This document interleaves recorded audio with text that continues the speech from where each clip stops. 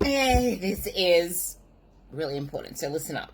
So, when it comes to people wanting like the quick fix or immediate gratification or just the whole mental masturbation of numbers and stuff, so a lot of the time emotion can take over from logic, and when you're really stressed out, when you're really tired, when there's a lot going in your life, you're more susceptible to submissing yourself to emotion. When emotion wins, you lose.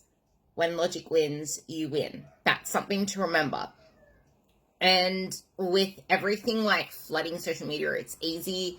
Oh, and some gyms offering like free body fat testing. Like, it's so easy to just go and grab it. But without context, without knowing the nuances, without knowing like the error margins and stuff like that, it can easily have you feeling like shit. Like, I had a conversation with a girl. She's going through grieving at the moment from a close loss in the family. And because of that, like, when you're really stressed out, when you're really emotional, when things happen in your life, you're, like, trying to say it in really easy terms, but your ability to actually think logically and rationally goes down. So you're more susceptible to making rash decisions and emotional decisions. So what she did was she got her body fat and skin folds tested, and probably middle of the day, probably drank a lot. And the thing is, your skin folds change due to a number of factors if they're not tested under the same circumstances. And the same goes with all the body fat testing. And a lot of the time, I remember this time when I was actually trying to prove a point with the BIA, the in-body testing, is I did mine every single day for a week. And it literally changed dramatically every week, depending on what I trained that day, depending on what I ate for breakfast, depending on what I ate. I did them all all at the same time, but I changed my breakfast meals up.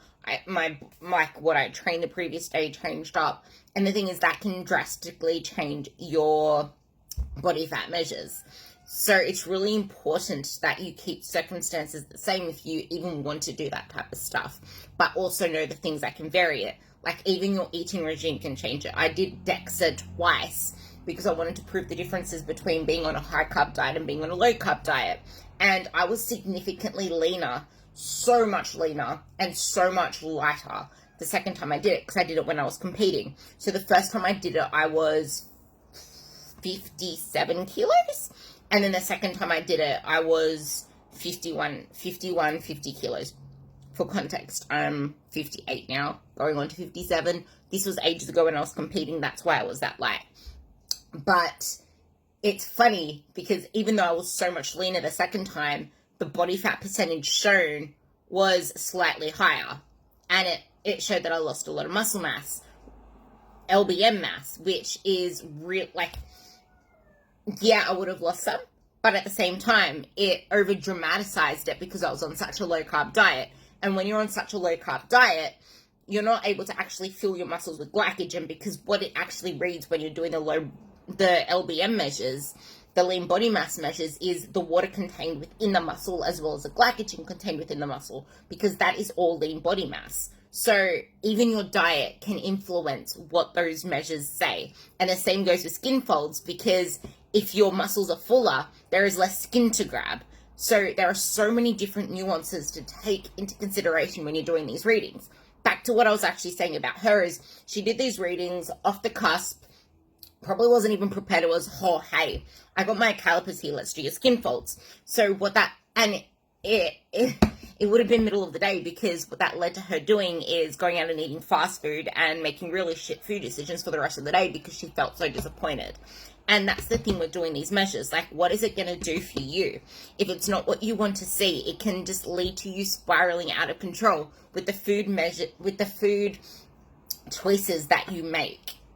And it's self-destruction, because you could feel amazing in your body and then be like, oh, I feel so amazing, I must have made a lot of changes, I want to go do a body fat reading, or do this, do that. And as soon as you get your results back, it's like,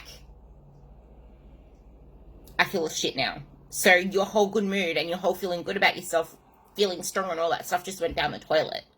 So that's another thing to take into consideration. Anyway, I'm leaving it at that. I wanted to get this done. 5-minute snippet, and believe in yourself. Have faith in everything that you do, and stop the mental masturbation.